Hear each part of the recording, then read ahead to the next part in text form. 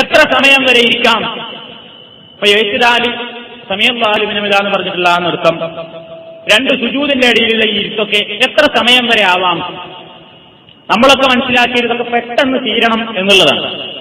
വാസ്തവത്തിൽ സ്വഹാബി വര്യന്മാർ പറയുന്നത് കാന സുജൂദുൻ നബി സല്ലല്ലാഹു അലൈഹി വസല്ലം വറുകൂഉഹു വഖുഊദുഹു ബൈന സജദതൈനി ഖരീബൻ മിനസ് സവാഇ.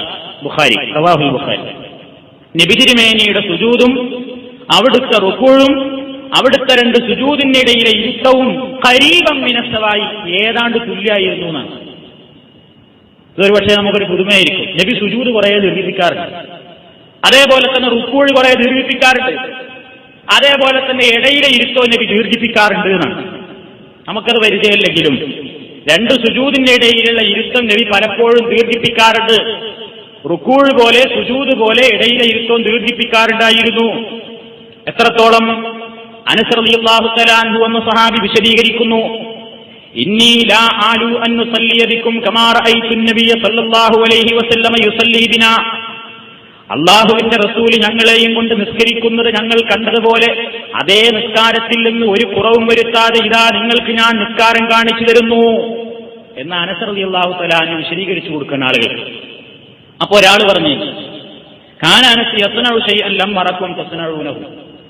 അതായത് ഇടയിലെ ഇരുത്തം ദീർഘിപ്പിക്കാത്ത ആൾക്കാരോടാണ് സാബിത്ത് റളിയല്ലാഹു തആല അൻഹു പറയുന്നത്, അനസ് നിങ്ങൾ ചെയ്യുന്ന കാര്യത്തിനെതിരാണല്ലോ ചെയ്തിരുന്നത്.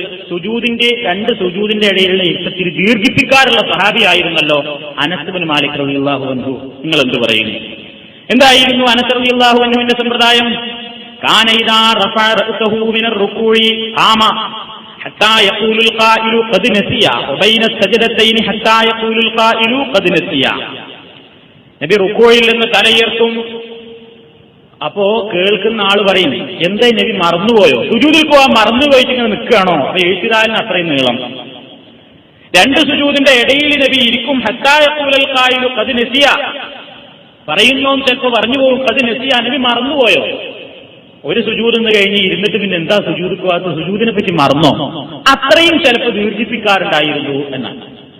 അപ്പൊ നബിയിൽ നിന്ന് സഹീഹായി വന്നിട്ടുള്ള ഒരു കാര്യം, സുന്നത്തിൽ ഒരു വിഷയം സ്ഥിരപ്പെട്ട് കഴിഞ്ഞാൽ, ഫത്ഹുൽ ബാരി ഇബ്നു ഹജർ അൽ-അസ്ഖലാനി ഈ ഹദീസിന്റെ വിശദീകരണമൊക്കെ ഇങ്ങനെ കൊടുത്തതായിട്ട് നമുക്ക് കാണാൻ സാധിക്കും.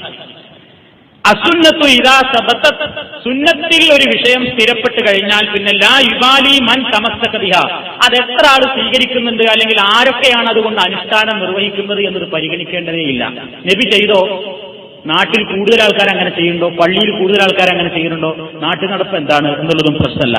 സുന്നത്തിൽ ഒരു വിഷയം സ്ഥിരപ്പെട്ട് കഴിഞ്ഞാൽ അത് അനുഷ്ഠിക്കൽ നമ്മുടെ ബാധ്യതയാകുന്നു എന്നാണ് എന്ന് പറഞ്ഞുകൊണ്ട് അദ്ദേഹം വിശദീകരിക്കും. അപ്പോ സമയവും സൗകര്യമൊക്കെ ഉണ്ടാവും. നമ്മൾ ഈ ഇടയിലെ ഇരുത്തത്തിൽ ദീർഘിപ്പിച്ച് പ്രാർത്ഥന ചൊല്ലിയാൽ അതുകൊണ്ടൊരു വിരോധവും വരാനില്ല. അത് കുറച്ചു നേരം ദീർഘിപ്പിച്ചിരുന്നാൽ നിസ്കാരം ബാത്തിലായി പോകുന്നൊക്കെ ചില മദ്ഹബുകളിൽ പറഞ്ഞിട്ടുണ്ട്. അതുകൊണ്ടാണ് വിശദീകരിക്കുന്നത്. അത് കുഴപ്പമുള്ള കേസല്ല. ഇത് ഫത്ഹുൽ ബാരിയിൽ 2ാം വാള്യം 240 പേജിൽ നമുക്ക് കാണാൻ സാധിക്കും.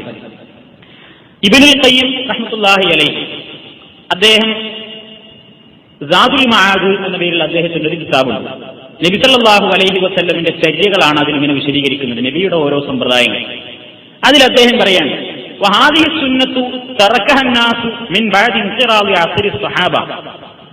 ഈ സുന്നത്ത് അഥവാ ഈ ഇടയിലുള്ള ഈ ഇരുത്തത്തിലൊക്കെ ഇത്തിരി സമയം കുറച്ചു നേരമൊക്കെ ഇരിക്കുക എന്നുള്ള ഈ സമ്പ്രദായം തറക്കഹ അന്നാസു, ജനങ്ങളത് ഉപേക്ഷിച്ചിരിക്കുന്നു. മിൻ ബഅദി ഇൻഖിറാദി അസ്രി സ്വഹാബ, സ്വഹാബാ കിറാമിന്റെ കാലത്ത് കഴിഞ്ഞപ്പോൾ ആൾക്കാർ ഇതൊക്കെ ഒഴിവാക്കി തുടങ്ങിയിട്ടാണ് പിന്നെ നിസ്കാരം തുടങ്ങിയത്. വഅമ്മാമൻ ഹകമ സുന്ന, സുന്നത്ത് ദൃഢമായി മനസ്സിലാക്കുന്ന ഒരാള്, അതുകൊണ്ട് വിധിക്കുന്ന ഒരുത്തൻ, വലം യൽതഫിത് ഇലാ മാ ഖാലഫഹ ഫഇന്നഹു ലാ യഅബഉ ബിമാ ഖാലഫ ഹാദൽ ഹദീസ്. ഈ ചര്യയോട് എതിരാരെങ്കിലും ചെയ്യുന്നുണ്ടെങ്കിൽ അത് നമ്മൾ പരിഗണിക്കേണ്ടതില്ല എന്ന്. അപ്പൊ ഇതിനാരെങ്കിലും എതിർക്കുന്നുണ്ടെങ്കിൽ അത് പരിഗണനീയമല്ല. ഇങ്ങനെയും ദീർഘിപ്പിച്ചും ചുരുക്കിയുമൊക്കെ ഈ കർമ്മം നിർവഹിച്ചതിന് പ്രവാചക ചര്യയിൽ തെളിവുണ്ട്. ഇതാണ് ഈ വിഷയത്തിൽ നമ്മൾ മനസ്സിലാക്കുന്നത്.